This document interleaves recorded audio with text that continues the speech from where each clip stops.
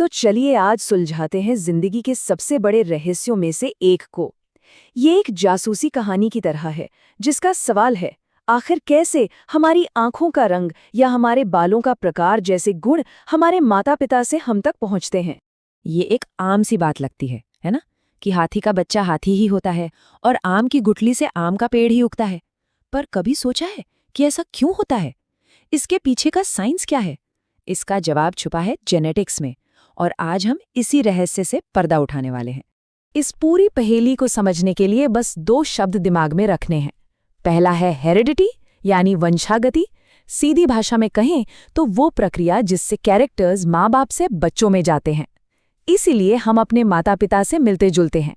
दूसरा शब्द है वेरिएशन, यानी विविधता। ये बताता है कि मिलते जुलते होने के बावजूद हम उनसे अलग क्यों हैं, यहाँ तक कि सगे भाई बहन भी बिल्कुल एक जैसे नहीं होते। तो चलिए शुरू करते हैं हमारी इस पड़ताल का पहला हिस्सा।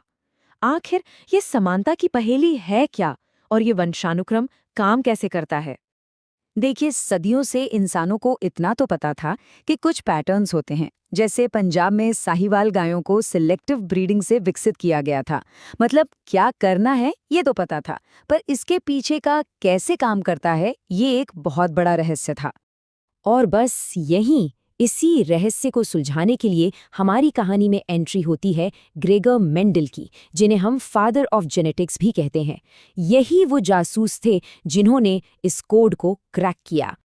और मेंडल को अपने काम की अहमियत का पूरा अंदाजा था। उन्होंने कहा भी था, मेरे वैज्ञानिक अध्ययनों ने मुझे बहुत संतुष्टि दी है और मुझे विश्वास है कि जल्द ही पूरी दुनिया मेरे काम के परिणामों को स्वीकार करेगी। वो जानते थे कि वो किसी बहुत बड़ी खोज की दहलीज पर खड़े हैं। अब मेंडल की बात को जो सबसे खास बनाती है वो था उनका अप्रोच। उन्होंने करीब 7 साल तक बड़े ध्यान से प्रयोग किए, पर उनका असली जीनियस पता है क्या था? बायोलॉजी की प्रॉब्लम सॉल्व करने के लिए मैथ्स और स्टैटिस्टिक्स का इस्तेमाल करना।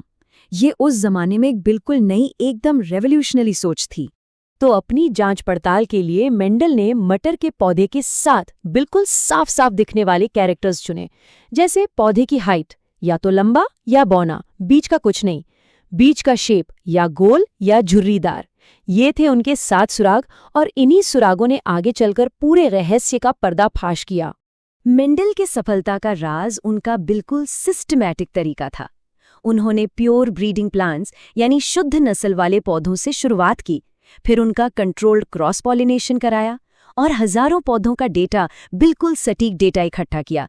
इतना साफ सुथरा काम था कि उनके नतीजों पर सवाल उठाना मुश्किल था। तो चलिए अब सीधे चलते हैं उस प्रयोग पर जिसने सब कुछ बदल दिया, मोनोहाइब्रिड क्रॉस। मतलब एक बार में सिर्फ एक लक्षण की विरासत को स्टडी करना। ठीक है, तो प्रयोग को समझिए।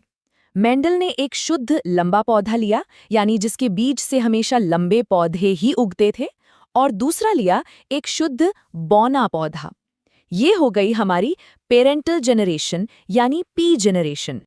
अब जब इन दोनों का क्रॉस कराया गया तो जो नतीजा आया वो बहुत हैरान करने वाला था। जो पहली पीढ़ी आई, जिसे हम F1 कहते हैं, उसमें सारे के सारे पौधे लंबे निकले, एक भी बौना पौधा नहीं। ऐसा लगा जैसे बौनेपन का लक्षण तो कहीं गायब ही हो गया हो। यही था सबसे बड़ा सवाल, बौनेपन का लक्षण आखिर गया कहाँ? अगर लक्षण बस मिक्स होते तो शायद मीडियम हाइट के पौधे मिलने चाहिए थे, पर यहाँ तो एक लक्षण पूरी तरह से गायब हो गया था। आखिर क्यों? और अब आते हैं कहानी के सबसे अहम हिस्से पर, जहां मेंडल ने इस कोड को तोड़ा और बताया कि इन नतीजों के पीछे का असली साइंस क्या है। इस रहस्य को सुलझाने के लिए मेंडल ने एक कॉन्सेप्ट दिया। उन्होंने कहा कि हर लक्षण को कारकों की एक जोड़ी नियंत्रित करती है। आज हम इन कारकों को अलील के नाम से जानते हैं। मान लीजिए लंबेपन के लिए अलील है कैपिटल T और बौनेपन के लिए है स्मॉल t। ये एक ही जीन के बस 2 अलग-अलग वर्जन्स हैं। इसके बाद मेंडल ने क्या किया? उन्होंने F1 पीढ़ी के लंबे पौधों का आपस में ही सेल्फ पॉलिनेशन कराया। इनका जेनेटिक मेकअप था TT। अब जब इनके गैमीट्स बने तो अलील फिर से अलग हुए और नए कॉम्बिनेशंस बने। इस पनेट वर्क से हमें 4 संभावनाएं मिलती हैं, TT, TT, एक और TT और TT। तो यहाँ एक बहुत ज़रूरी बात सामने आई। देखिए, बाहर से देखने पर यानी फिनोटाइप हमें 3 लंबे पौधे और 1 बौना पौधा मिला। अनुपात बना 3:1 का।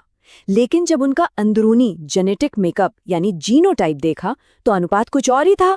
एक था शुद्ध लंबा टीटी, 2 थे हाइब्रिड लंबे टीटी और 1 था शुद्ध बौना टीटी। तो जीनोटाइप का अनुपात बना 1:2:1। और हाँ, इस बात का पता लगाने के लिए कि F2 के लंबे पौधों में कौन सा टीटी है और कौन सा टीटी, मेंडल ने एक टेस्ट क्रॉस का तरीका भी दिया था। और यहीं से निकला मेंडल का पहला नियम, प्रभाविता का नियम या लॉ ऑफ डोमिनेंस।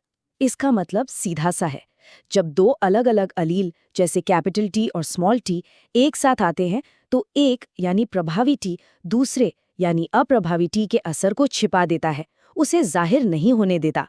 बस इसीलिए F1 पीढ़ी के सारे पौधे लंबे थे। तो फिर वो बौना पौधा F2 पीढ़ी में वापस कैसे आ गया? इसका जवाब है मेंडल के दूसरे नियम में, विसंयोजन का नियम या लॉ ऑफ सेग्रीगेशन। ये नियम कहता है कि जब गैमीट्स बनते हैं तो अलील का जोड़ा अलग अलग हो जाता है, सेग्रीगेट हो जाता है। मतलब टीटी पौधे से आधे गैमीट्स में कैपिटल टी जाएगा और आधे में स्मॉल टी, और इसी सेपरेशन की वजह से वो छिपा हुआ बौनेपन का लक्षण F2 में फिर से सामने आ सका। चलिए अब देखते हैं कि मेंडल की इन खोजों का आज की दुनिया में क्या मतलब है, मटर के पौधों से लेकर इंसानों तक। ये सोचकर भी हैरानी होती है कि एक मठ के शान से बगीचे में मटर के पौधों पर किए गए साधारण से प्रयोग आज मॉडर्न जेनेटिक्स के पूरे क्षेत्र की बुनियाद बन गए हैं। आनुवंशिक बीमारियों को समझने से लेकर बेहतर फसलें उगाने तक सब कुछ इसी बुनियाद पर खड़ा है। तो हमेशा याद रखिए, मेंडल के ये 2 बुनियादी नियम, प्रभाविता और विसंयोजन, यही वो फाउंडेशन है जो समझाते हैं कि कैसे एक सिंगल ट्रेट एक पीढ़ी से दूसरी पीढ़ी तक जाता है। यही आधुनिक जेनेटिक्स का ABC है। लेकिन एक सवाल अभी भी बाकी है। मेंडल ने तो एक लक्षण की कहानी सुलझा दी, पर कुदरत तो एक साथ हजारों लक्षणों को संभालती है। इस कम्प्लेक्सिटी को कैसे मैनेज किया जाता है, ये एक नया रहस्य है जिसकी चर्चा हम आगे करेंगे।